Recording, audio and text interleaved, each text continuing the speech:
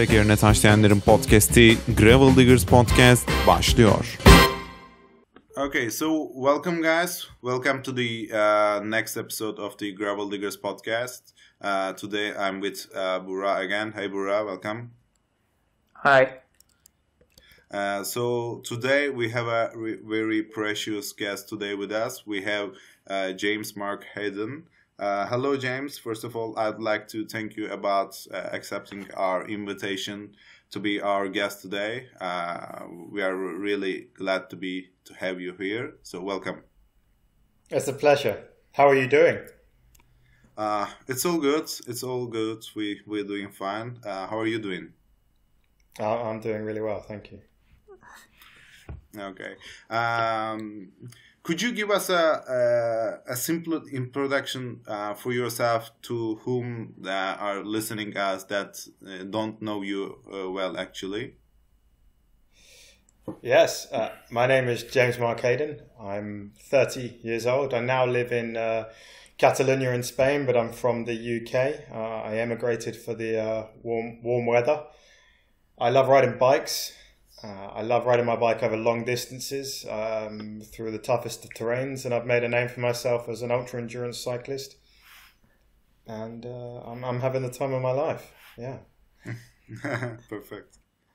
So we always see you having lots of races, doing lots of training, and sometimes different trainings. So I would like you to ask you first, what keeps you that motivated actually while you are training or racing?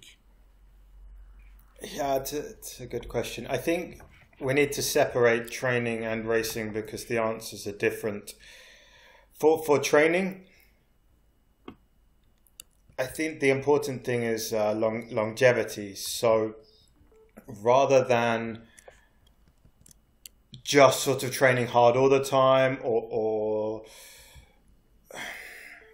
never taking a break, you need to take a break if you're going to maintain motivation, because motivation comes from kind of a mental side, and it can be quite easy to be even physically quite fit, mentally quite tired. And so at the end of every year, I like to just take some time away from riding the bike, do some different things, enjoy some stuff, and have some sort of diversity in my outdoors and exercise experience. And then one day I will just kind of wake up and want to pick the bike up and come back to it, and I will be kind of motivated again. The interesting thing with motivation, though, is it comes and goes, and if you simply rely on motivation to get you to go out riding a bike, you're going to have days and weeks where you fail. And I find it a lot easier to rely on commitment. And commitment is more where you've kind of set a long-term goal in the future, or something you want to do, somewhere you want to get to, and you're just kind of working towards that with a process every day.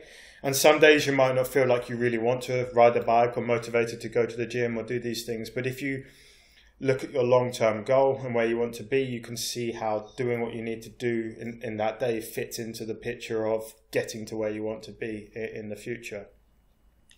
And that's how I go about training, and just finding ways to make it fun. Like, I don't train super rigidly anymore with an exercise program and all these things. I do, specific training, but I do it in a more fluid way when I feel like it. And I just go out and ride my bike for fun, really. And I find that by trying to ride it for fun, I ride it more because I keep the process enjoyable. Racing though. Yeah. So, yeah. You mentioned that sometimes you don't want to ride the bike, some things like that. No. What do you do on these kind of days? Is if you have a program to follow up and you have a training for that day, but you don't want to get on the bike. So what do you do on those kind of days? I think it's a good question. It depends. These days, I don't have a fixed training plan. I just do what I feel like doing on the day when I wake up, And I have maybe 3 or 4 sort of things that I normally do. Maybe I just go out and ride for 6 hours in the hills, maybe 6 hours on the flat, maybe 3 hours in the hills, maybe some hard riding up some shorter hills. This is the kind of thing that I do, and I see how I feel on the day. If I wake up and I don't really feel like riding, there's probably a good reason for that, and my body's telling me something, because I love to ride my bike. And so if my body is telling me, oh, we don't want to ride the bike today, there is probably a good reason. And now I am a bit older, I listen to this and I will just maybe go for a walk or do some stretching or maybe, just do something else. And maybe even in the afternoon, I feel like going for a ride and I just do 1 hour easy or something. But I don't force myself to ride when I don't want to, because I think this is a short-term, outlook, because eventually you're going to end up hating the thing that you're meant to enjoy doing. Why do you choose ultra endurance race instead of road race? What is the difference between basically road and ultra endurance racer? When you say road race, you mean like being a professional and doing something like the Tour de France? I didn't choose; it chose me. So when I was 22, 23, I got into cycling when I was 20. And when I was 22, I was trying to do road racing and become a professional doing this. But I started too late, or I wasn't good enough, or these things. And I then stopped, and I sort of happened to find out about ultra endurance cycling, and I started doing this, and then I loved it. So yeah, it chose me. Maybe your talent is for ultra endurance race, right? I think so. Yes, I think so. So I'm lucky that I found it, and lucky that it found me, because we were meant to be together. But I think in these days you can be the both, like a Lucky Morton. He is pro rider and he is ultra endurance rider. I think so, but you have to be very, very good. And if you are an ultra endurance rider, you couldn't necessarily be a professional, because you might not be fast enough. But at the same time, some professionals would not be good enough to be ultra endurance riders, because they would not have, the self-sufficiency to look after themselves and to deal with these things. So Lachlan Morton is a special case, because he has the both. Yeah, but this is one person in an entire peloton. He is the only one in the peloton. I know he is. Yes.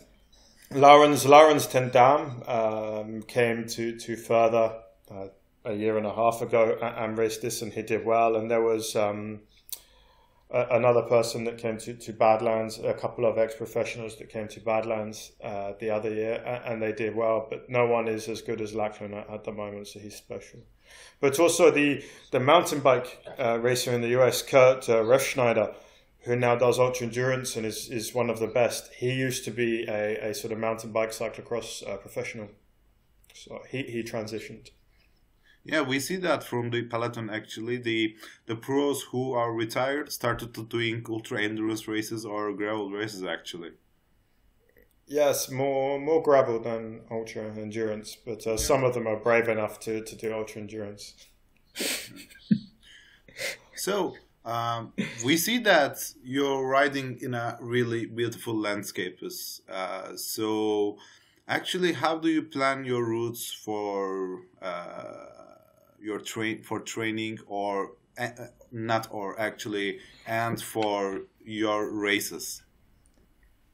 Yeah, I think they're two different things. For when I'm training, I just like to go out and go exploring, really, and I like to find new places and places that other people don't go to or get to. And this is what I really enjoy when I'm in the summer and I'm really fit. I can go so far and so deep into the remote areas.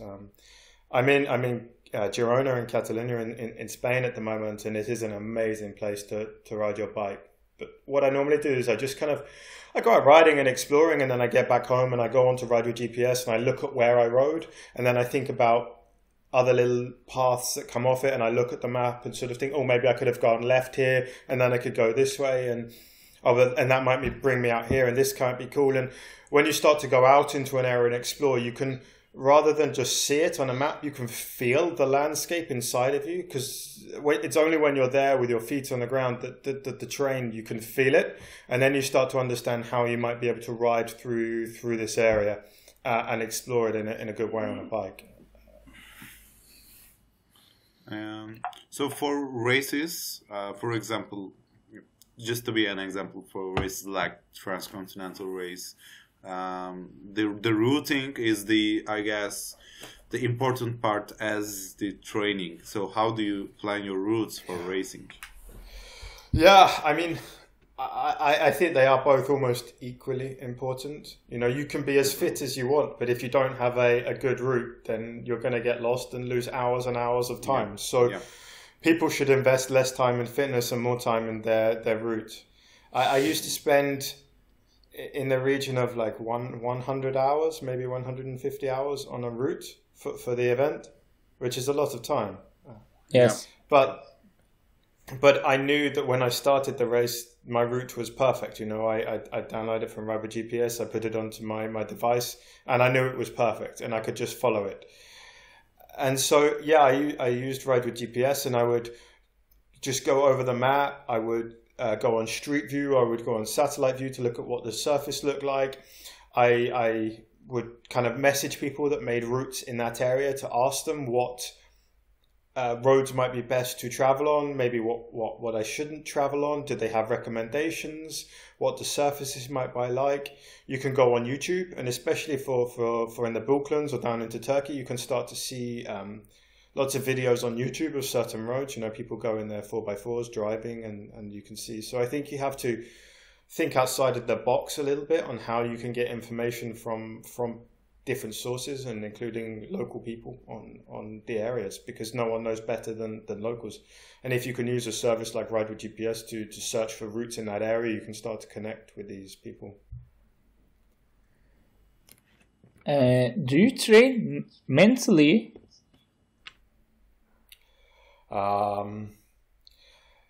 Not specifically, but inadvertently, yes, because by going out and training all the time and training hard and being tired, or training when it's cold, or training when it's raining, you know, you are training your mental strength. And then if you start doing events and doing races, every time you do one of these, you are going to be building your mental strength as well. So you could go and you could set yourself some sort of challenges, like I will ride through the night. That's a good, you know, sort of mental challenge.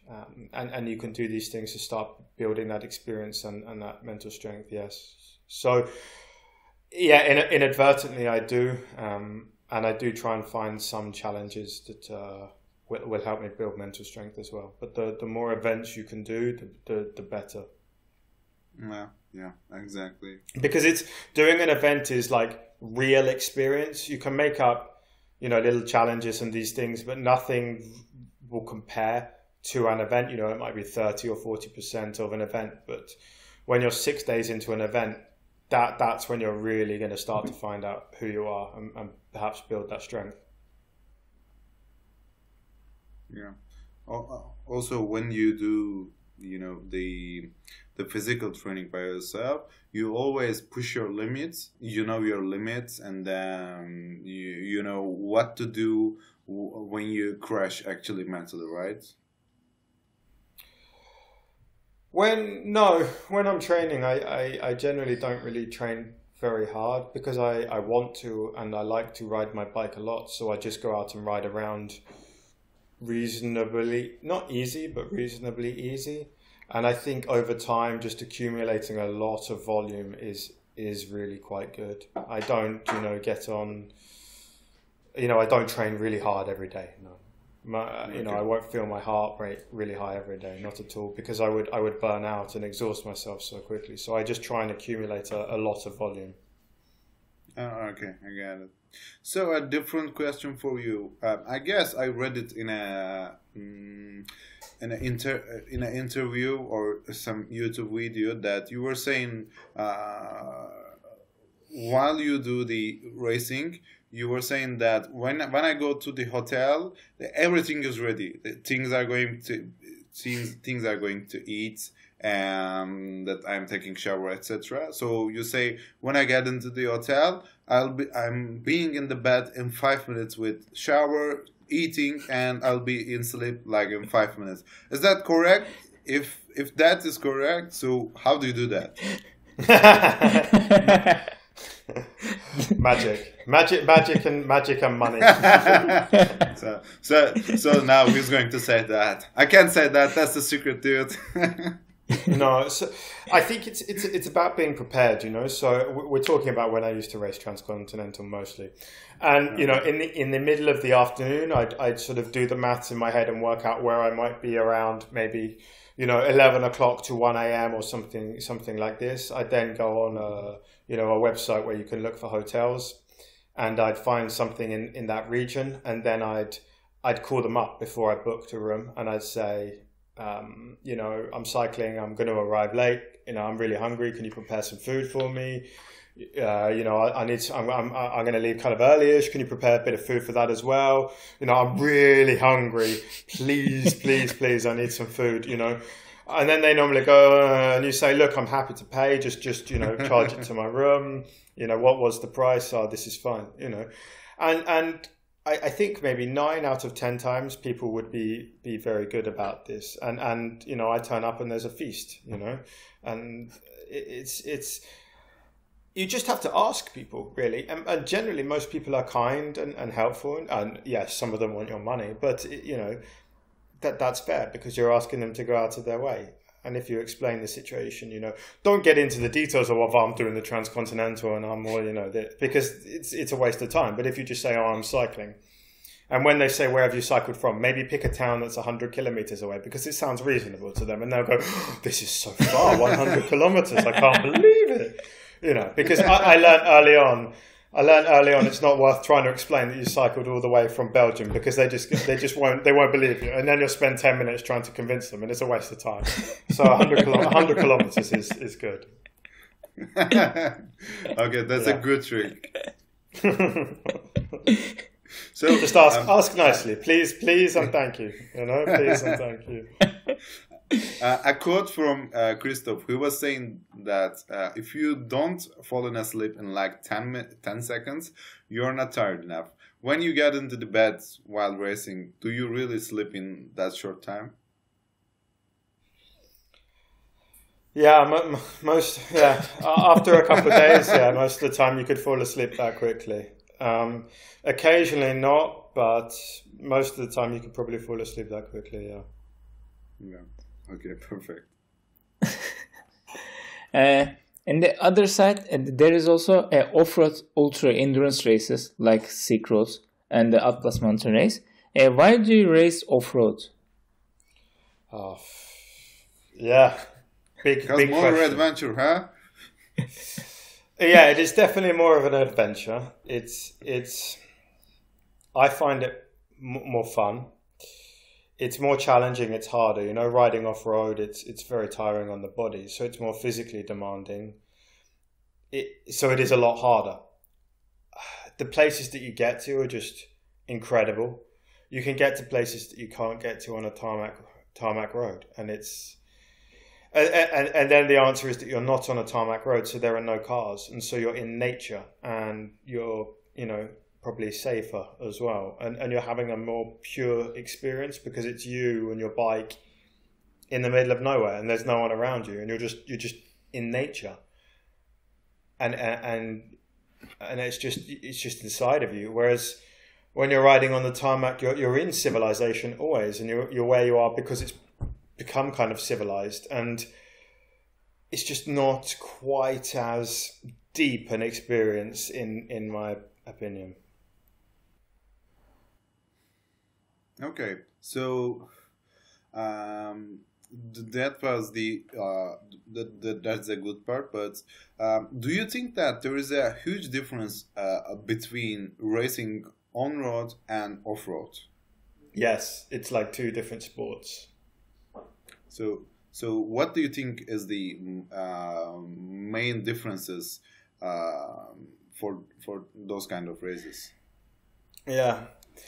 You know, when I say two sports, I don't mean like, you know, cycling and running, but I mean, you know, I guess like racing on the road as a professional and racing on the track. You know, it's completely different. And some people can do both reasonably well, but one athlete from one couldn't just jump into the other and do really well. And, you know, I set out on a journey perhaps, you know, 3 years ago now to learn to or aspire to be one of the best off-road, having never ridden off-road before. You know, I'd never ridden a mountain bike. And I just kind of wanted to take this on. And it is a whole new set of skills. So if you're just riding, you know, on a nice little, you know, smooth surface, you know, imagine like Strada Bianchi in Italy, it's not particularly difficult, is it? It's the same as almost riding on a road. But if you start going to somewhere like Silk Road, it's off-road, it's really rough, it's tiring on the body, the muscular fatigue on the body is going to be completely different. The altitude is going to be so much more extreme. The weather is going to be so much colder.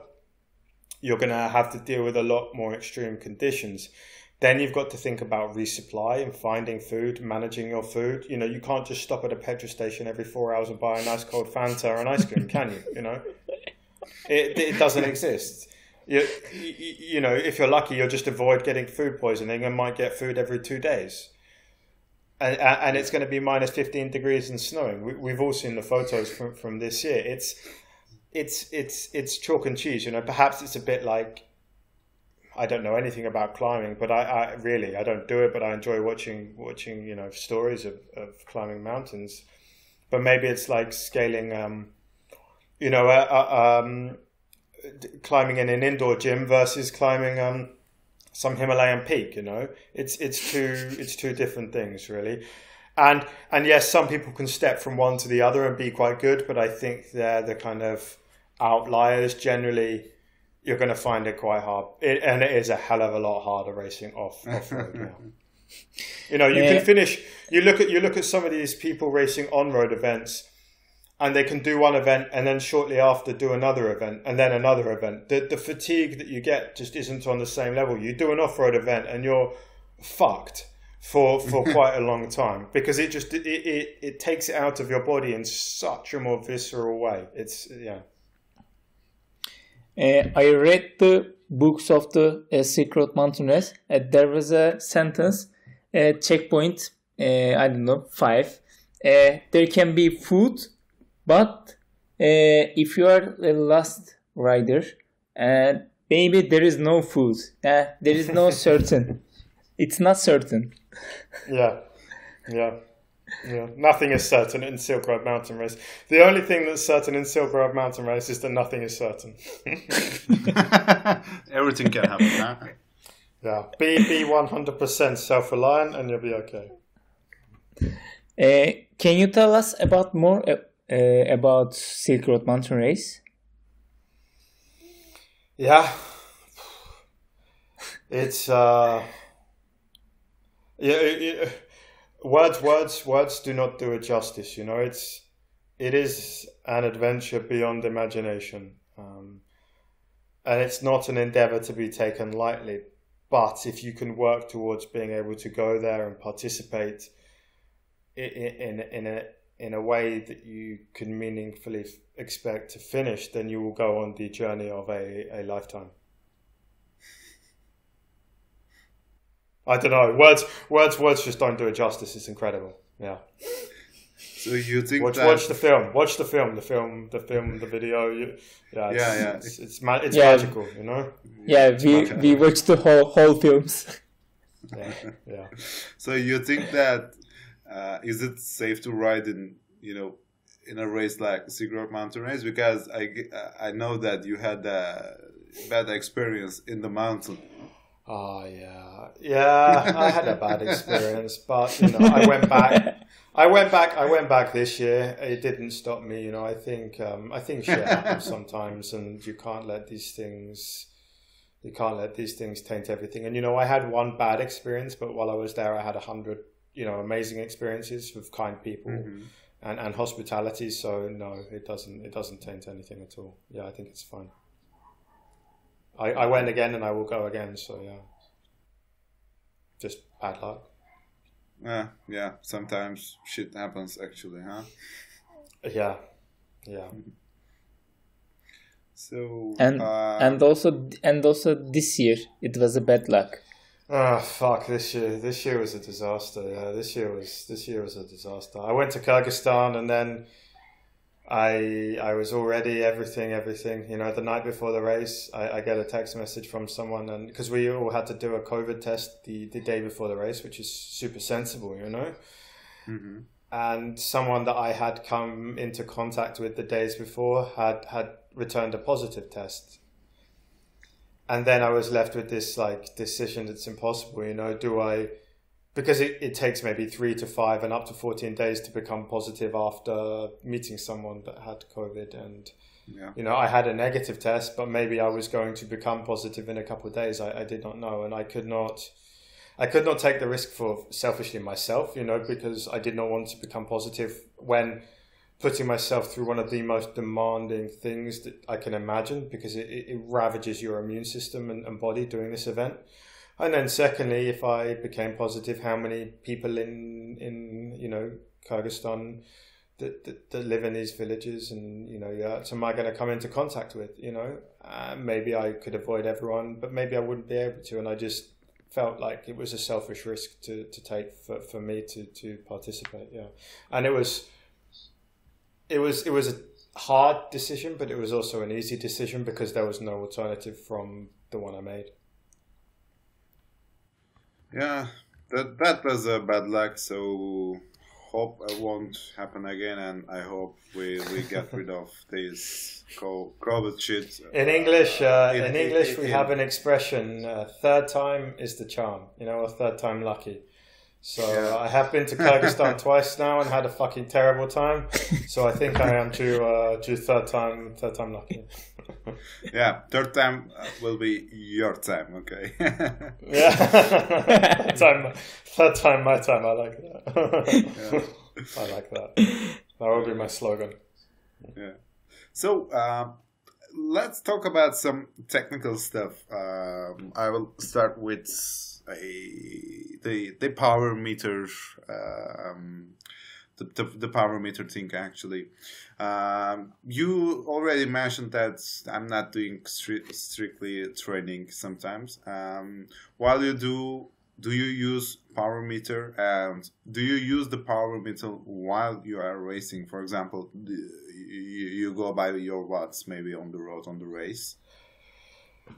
Training in the past, I used to use a power meter all the time. These days, I don't give a fuck. Really, it doesn't matter.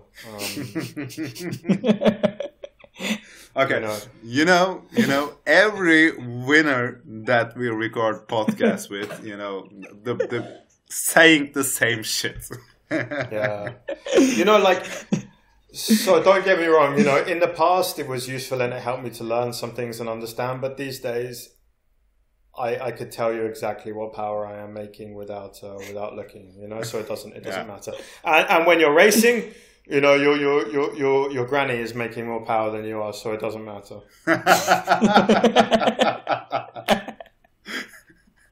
Seriously, I once got passed by a granny in in the Balkans somewhere on her shopping bike, and I was fucking dying.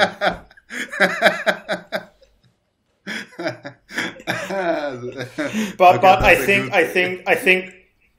do think the power meters can be good, but I think people become a slave to their power meter these days, and so I think a lot of people probably should just spend the £700-800, whatever they are, on a coach. They get more value. Yeah, exactly. Well, so what about the heart rate monitor? Sometimes you already throw that away like a year ago. No. So. For a long time I didn't use one, and then I stopped using a power meter, so I started using a heart rate again.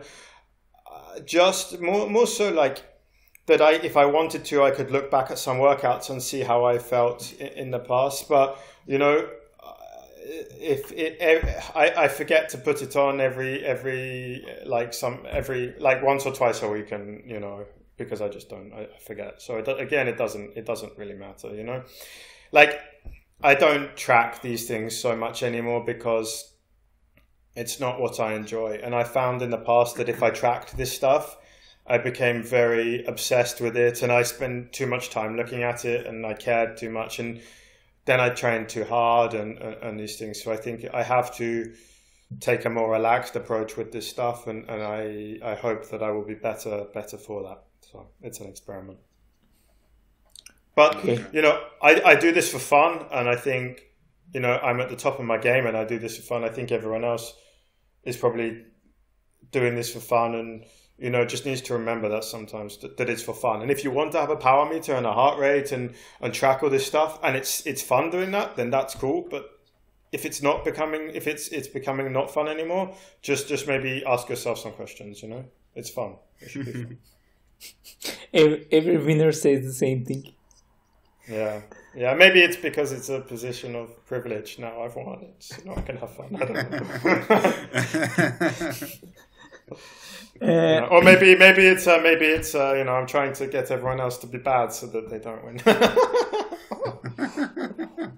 No, I joke. Okay, James. This podcast has a cliche question. We ask every guest, is SRAM or Shimano? SRAM or Shimano? Does Campagnolo not exist? The only Campagnolo says Christoph.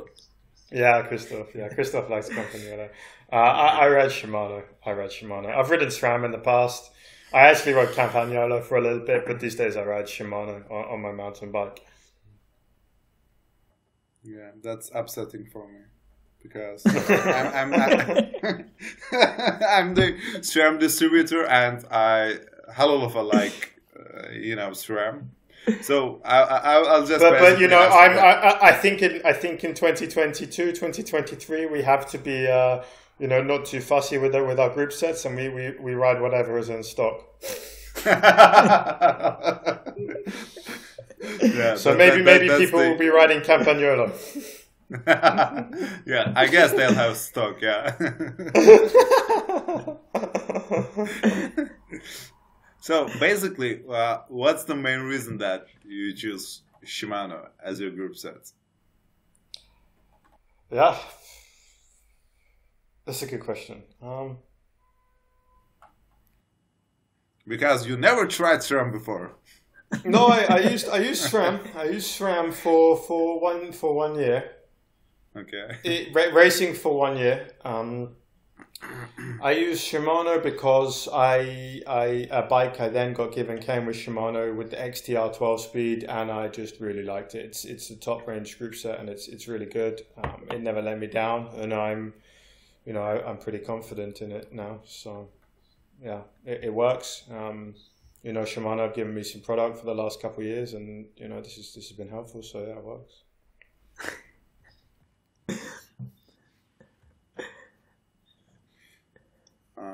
So you said that you are using XTR 12 speeds, and Bura told me about that you using the XTR because the trigger shifter effort is the minimum one. But the pressure or the actuation, it's really light, but it's not electric, no, which is what maybe you're saying. Yeah, why don't you use the electronical? Why do you prefer mechanical shifting? Well, at the moment, Shimano does not have electronic for mountain bike for 12 speed. For 11 speed, yes, not 12 speed. If someone if SRAM are listening and they want to send me some 12 speed SRAM to test out to see if I like it, then I will happily put this on my bike and test it out with pleasure. I'll talk with the guys from SRAM, the authorized ones, to convince you to. I've never ridden it. I'd be happy to test it out and see what it's like. I guess I have some concerns about mechanical with mountain bike because for two things. One, the cost of things if I'm having to replace it myself, because last year I broke 2 rear derailleurs on mountain bike, just smashing them into rocks, and sort of add up a bit. And then it's just, is it reliable enough to race 1,600 kilometers across Kyrgyzstan? I'd need to test it out. I know JJ has used Shimano Di2 out there and had no problems with it. And actually, when I used the mechanical, my in Kyrgyzstan because it was -10, -12.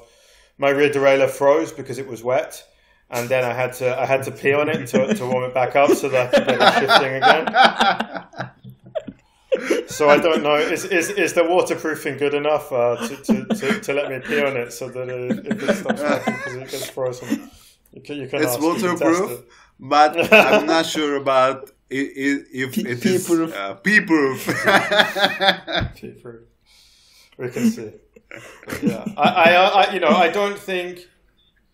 don't think like as product testing goes, I think what we're doing at the front of this bikepacking racing is the hardest product testing that you can get, and I destroy products that people say are reliable and robust, and I say, well, I've broken this already. You know, what's up?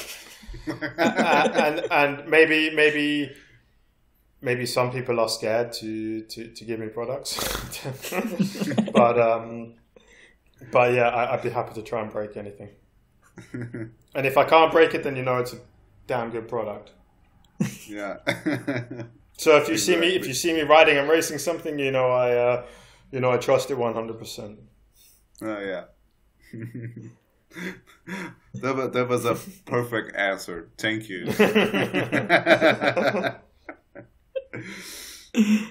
Well, let me ask you a question then.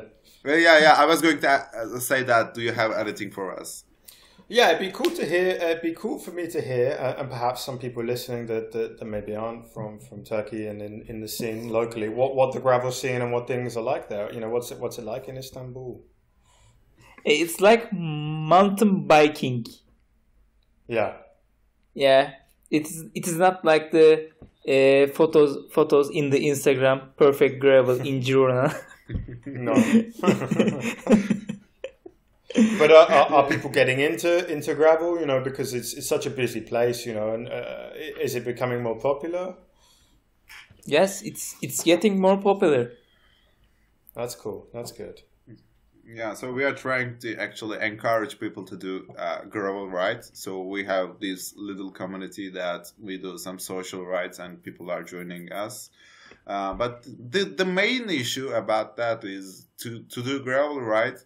You gotta go to the northern part of the Istanbul, so you gotta have a car to actually go there.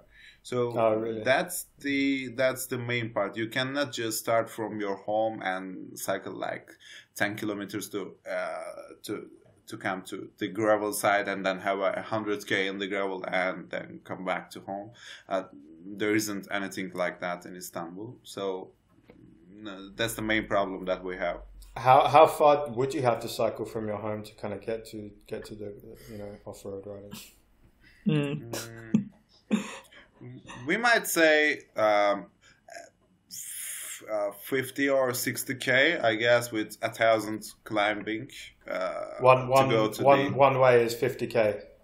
Yeah, just one way to achieve to reach the start of the gravel section. Am I right, Burra?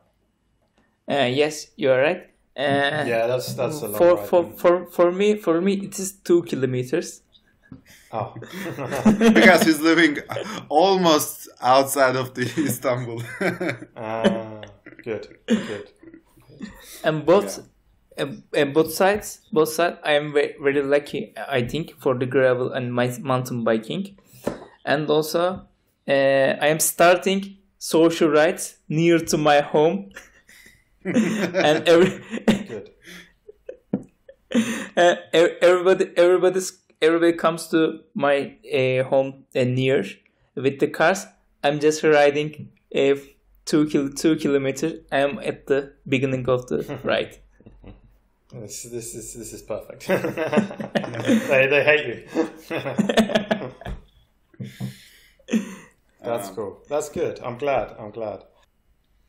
Yeah. So next year in 2022, I want to put on an event here in Girona, a bikepacking event, from here to the Mediterranean Sea, to the Pyrenees, and then back to here.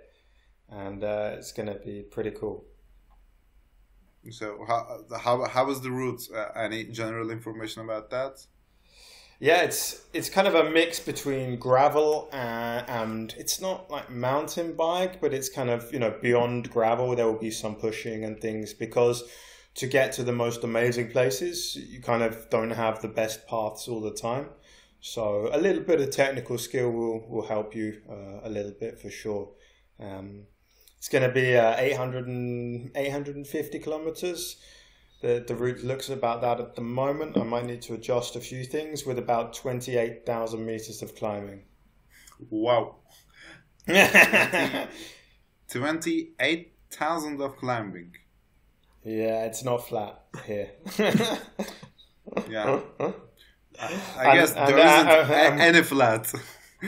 No, we just go to every hill from here to the Pyrenees and then every hill on the way back as well.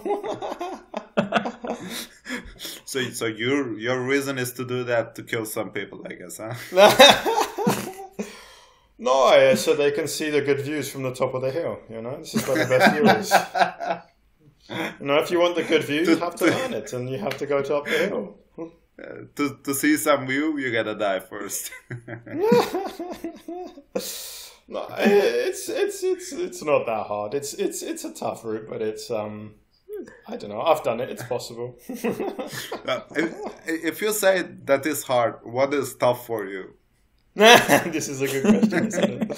If I say something is tough, then yeah, it's pretty tough. It's it's rewarding when you finish, no? Oh yeah. But it's just the most amazing place to ride here. It's incredible, and I look forward to showing people. I called it l'Esprit del Bikepacking, and the event is l'Esprit de Girona, and Esprit is the Catalan word for spirit, and the spirit here in Catalonia is truly magical. The people are so kind, they're so warm. It's like the hospitality that I've experienced in Turkey when I've been there. Just welcoming and warm, and it's an incredible place, and I look forward to welcoming people to come here. So perfect job. I hope it will be successful. We'll sign you up, yeah? Sorry? We will sign you up, yeah? I think it will depend for the currency. In these days, we have terrible economic situation in Turkey. Inflation rate is so high. We cannot promise to come, but we would like to participate. But first, to climb that much, I need to leave the half of myself at Istanbul, so I'm like 50 kilos. And an e-bike. E-bike with like 10 or 15 batteries as a spare. and a second e-bike to carry all the batteries. No, okay. I have a solution. I'll come with a cargo bike. Cargo gravel bike. Cargo gravel bike, okay. This will be fun. No. If you have enough money, you can make it like a James. You can call the bike shop. I will be in there in 1 hour. And please arrange me a battery. A new battery. Charge my battery. Yes. I love. But my in wife, the middle of the night. Yeah, in the middle of the night. No, my wife Isabel. She has the Canyon Grail e-bike, and she loves it. And I've ridden it a few times, and it's so much fun. It's so much fun. I think e-bikes are amazing for people. I ride e-bike in my daily basis for commuting. Oh, yeah? Yes. Cool. It is fun. I think it makes life easier. Yeah. Not everyone is like a professional athlete and is super fit to ride, so far. And if you can, go a bit further and see a bit more or do stuff, then why not ride an e-bike? And if you're just commuting to work, you're commuting to work, and if you can make the journey a bit easier or not get sweaty or a bit quicker, then it's the future, really. And if you got everyone in Istanbul riding an e-bike rather than driving around in their cars, then it would be such a nicer place to live. Yeah. This year I had an experience in Italy on Riva del Garda. We rented some e-bikes, the mountain enduros actually. So we had a really nice trail. It was perfect because the best part for mountain biking is the descending. So with the e-bike, you always. I like the pushing. That's for sure. And with that e-bike, it's always easy to go top, and you just go for a descent. So it was a perfect experience. Yeah. Yeah, where I ride in the hills behind my house, Les Barras. Every day I go out in the weekdays, there are these people, and they are maybe 50 or 60. Some of them are retired. And these older men and these older women, they're just riding around on their e-bikes and tearing up and down on the trails, having the best time of their life. And I look at them and I think this is fantastic. Yeah. People always think like the e-bikes are like it's going by itself. No, it just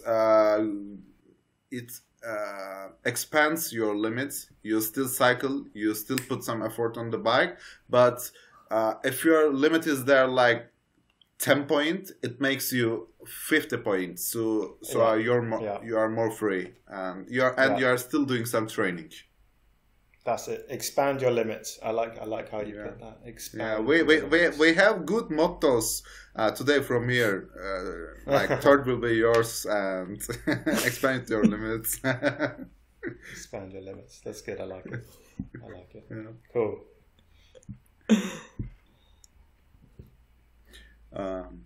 I guess that's all. Huh?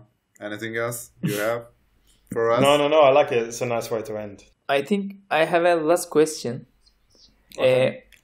I read your blog whole articles. I know what your answer is. Is Silk Road Mountain Race is a gravel race? Is Silk Road Mountain Race a gravel race? Yes. It's pushing the limit of what you could call a gravel race.